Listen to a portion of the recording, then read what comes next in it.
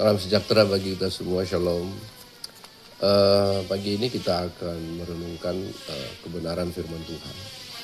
Saya mau beri judul bahwa memahami firman Tuhan dengan cara Tuhan. Dalam Markus 12 ayat 35 sampai ayat 37. Pada suatu kali ketika Yesus mengajar di Bait Allah, ia berkata bahwa bagaimana ahli Taurat dapat mengatakan bahwa Yesus adalah anak Daud.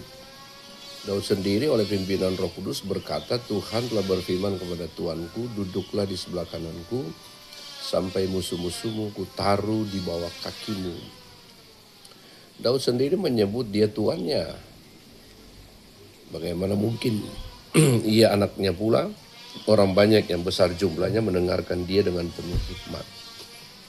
Perhatikan baik-baik apa yang dikatakan Yesus tentang konteks Yesus itu adalah anak Daud. Memang tidak bisa dipungkiri, ada beberapa paling tidak muncul dalam beberapa Injil menyampaikan itu. Ada beberapa orang. Nah, salah satu yang paling fenomenal adalah ketika seorang Bartimeus, anak Timeus yang tercatat dalam Markus 10,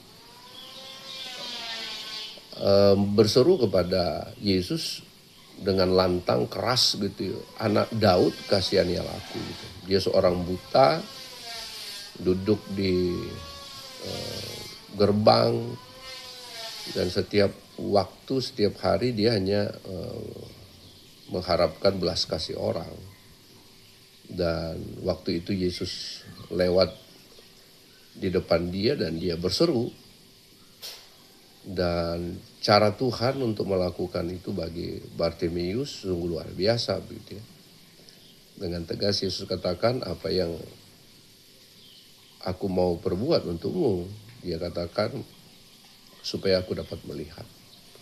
Nah, itu hanya salah satu dari sekitar 12 orang-orang menyerukan dia anak Daud. Nah, apakah Yesus itu membantah tentang atau Yesus menganulir seruan mereka untuk memanggil nama Yesus anak Daud? Tidak. Karena harus tergenapi, karena memang Yesus secara keturunan dia itu dari keturunan Daud. Nah, tetapi ada satu hal yang menarik yang harus kita pahami sebagai umat yang percaya kepada Kristus, bahwa Yesus bicara tentang hal yang lebih spesifik tentang hubungan Yesus dengan Daud. Jadi konteks dia hubungan darah jasmania, nggak bisa dipungkiri bahwa Yesus itu adalah anak Daud atau keturunan Daud.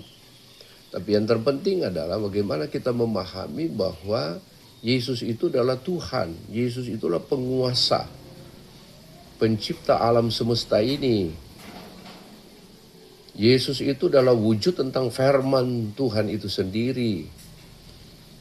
Makanya kalau kita lihat menjadi karakteristik Bapa di surga, dalam Kejadian selalu dia bicarakan tentang konteks lalu dia berfirman, gitu ya. Jadi firman Tuhan itu kekal sifatnya, ya, bukan pada waktu terjadi inkarnasi ketika Yesus datang ke dunia, enggak. Karena Kejadian sendiri, kitab Taurat sendiri juga sudah mengindikasikan itu tentang ia berfirman. Jadi memang firman itu sifatnya kekal dan Yesus itulah firman itu sendiri.